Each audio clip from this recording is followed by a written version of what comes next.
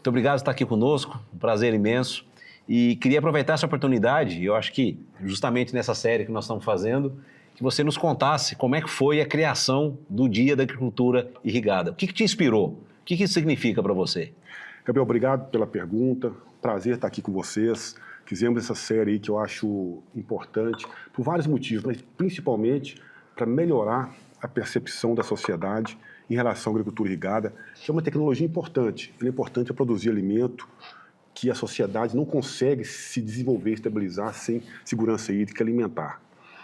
Então, eu costumo, Gabriel, dizer o seguinte, quando eu olho a agricultura de maneira geral, especificamente a agricultura irrigada, a agricultura tem várias coisas, você sabe, você trabalha com isso. Mas eu gosto de identificar quais são os grandes pilares, os principais.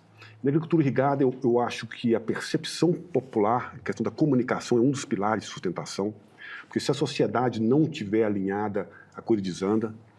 Tem a questão da energia, que é fundamental, as legislações que são feitas por pessoas que representam a sociedade, e tem a questão da água. Então, nessa questão da legislação, eu sempre fui convidado para falar sobre barramentos, que é uma estrutura importante na irrigação, porque no Cerrado, onde eu trabalho, tem um período que a gente tem muita água e depois tem pouca água. Essa muita água ela vai embora. Então, a gente tem que dar um jeito de reservar.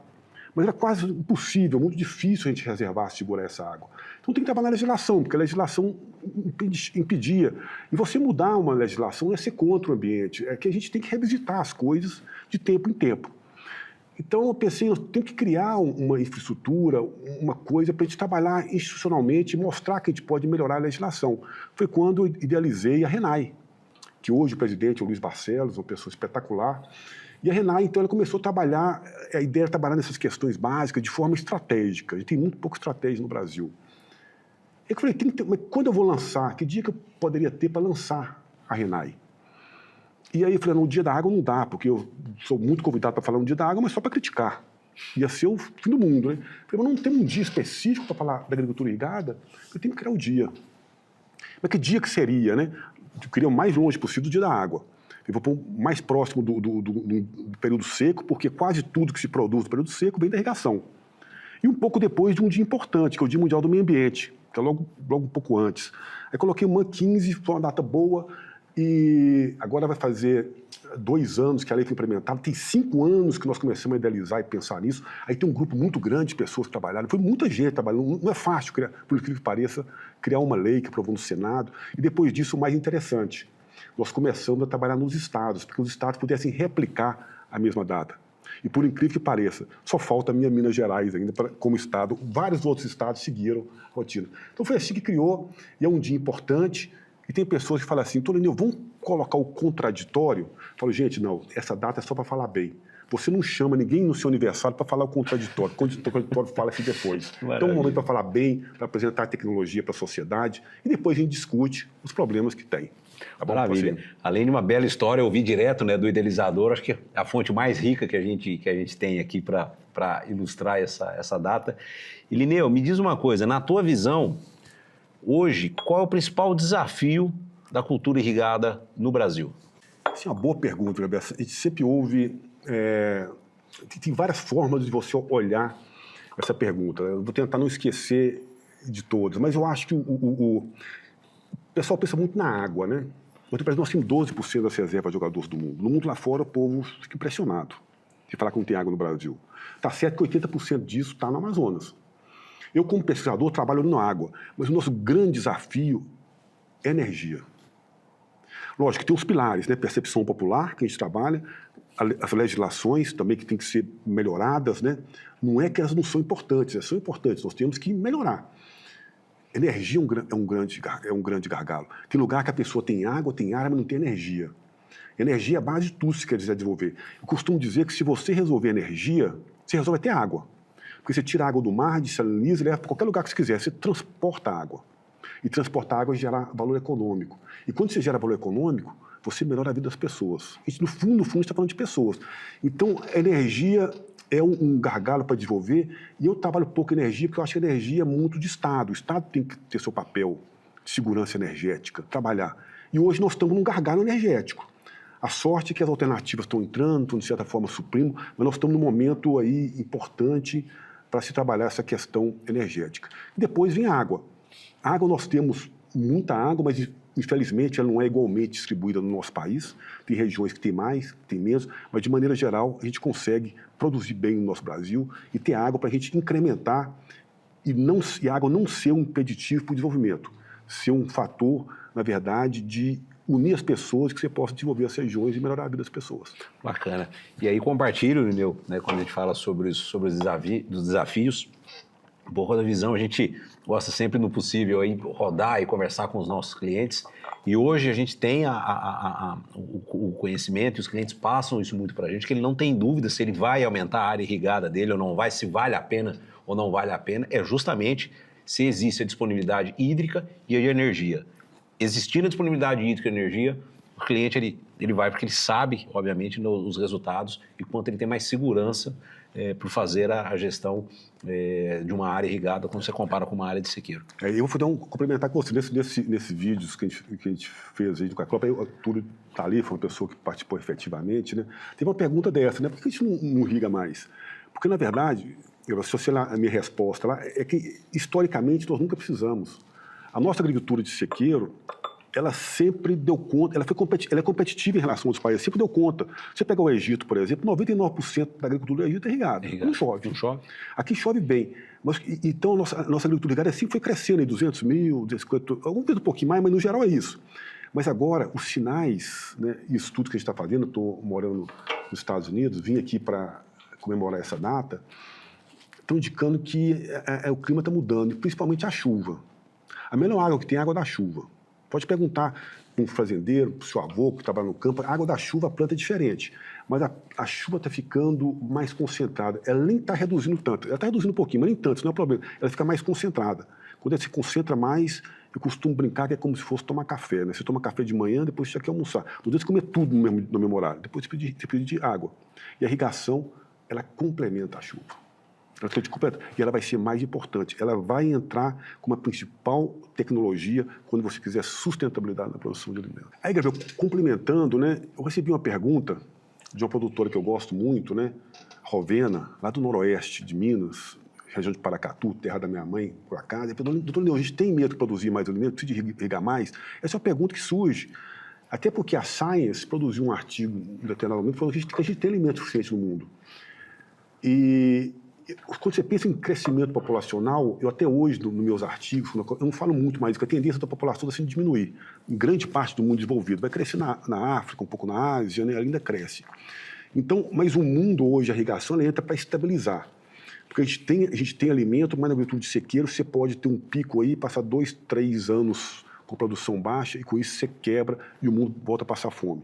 Então, nesse cenário, a agricultura irrigada ela entra, talvez nem tanto para aumentar a produção, mas para estabilizar a produção, da garantia que você vai conseguir produzir aquela quantidade. E o alimento de melhor qualidade também ele começa a demandar mais água. Então, esse equilíbrio vai fazer com que a gente tenha que irrigar mais para ter alimentos de forma mais estabilidade na produção e que isso não tenha essas quebras de produção, aumento de preço e a sociedade sofrer tanto com isso. Muito bom. Muito bom, bela pergunta. Um belo desafio para a gente equacionar aí. Com certeza. Lineu, sabemos a importância, né, da inteligência artificial para a tomada de decisão hoje, não só na agricultura, mas de forma geral. E existe uma preocupação muito grande, não só aqui quando a gente olha para a agricultura, mas é uma preocupação em temas globais de ESG, do consumo de água nos data centers versus a utilização disso na inteligência artificial.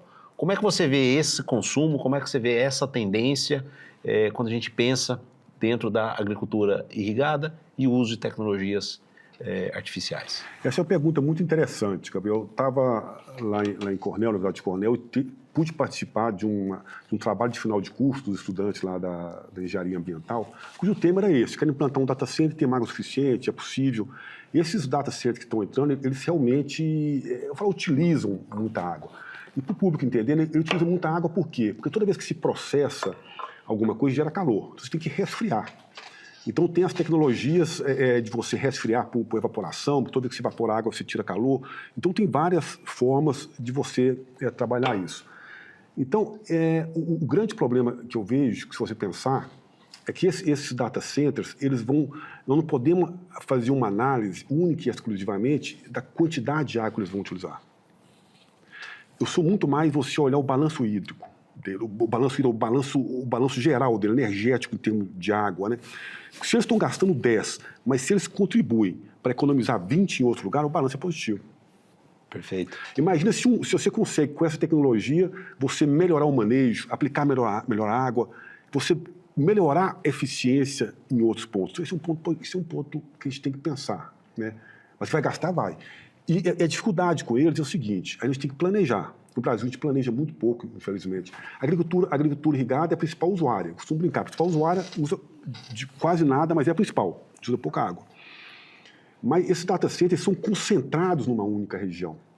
A agricultura irrigada é espalhada, então você tira de vários fios, não, eles vão estar concentrados ali. É por isso que você tem que planejar. Eu li a notícia agora, vindo para cá, que estão instalando um data center para TikTok no Ceará. Aí tem que ter uma estratégia muito boa, estratégia de planejamento. Conheço o pessoal do Ceará, são pessoas capacitadas, planejaram isso, né? Então, tem lugares e estratégias que a gente pode trabalhar. Se você pensar, eu acredito muito na humanidade e na tecnologia. Sistemas mais eficientes, trabalhar com o reuso da água para resfriar esses equipamentos, colocar esses equipamentos em regiões mais frias. Então, tem que usar estratégias de eficiência para você melhorar e reduzir realmente esse consumo de água e evitar regiões onde já tem escassez hídrica, né? Agora, para o seu ouvinte, né, a pessoa que está nos ouvindo aí, toda vez que você apertar o botãozinho, lá, você gera uma pergunta no processador. Isso aqui a gente chama de lei dos grandes números. O que é a lei dos grandes números? Uma pergunta só, ela gasta nada ou quase nada. Mas se você pensar em bilhões de pessoas apertando, isso é a lei dos grandes números, isso passa a ser significativo. Então, para o ouvinte que quiser realmente ajudar nessa questão, use menos a IA, use só para questões importantes, impactantes. Não faça toda hora qualquer pergunta, porque aí é uma forma do ouvinte também ajudar a não estar gastando tanta água, porque tem que refrigerar. Mas eu acho que a gente vai vir com tecnologias mais eficientes para refrigerar, podemos usar o reuso, mesmo águas salinas, nós vamos ter estratégia, a IA vai ser efetiva, e no final a gente tem que olhar esse balanço, né?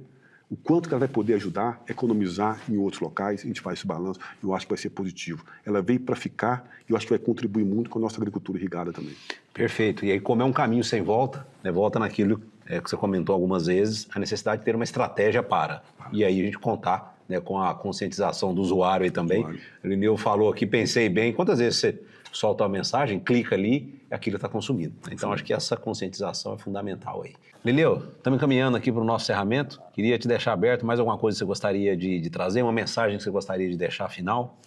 Acho que a mensagem principal, primeiro, agradecer pela parceria, uma parceria construtiva. Eu acho que no Brasil a gente precisa de coisas construtivas, no sentido de trazer informação técnica para a sociedade, para que ela possa entender e tomar as melhores decisões.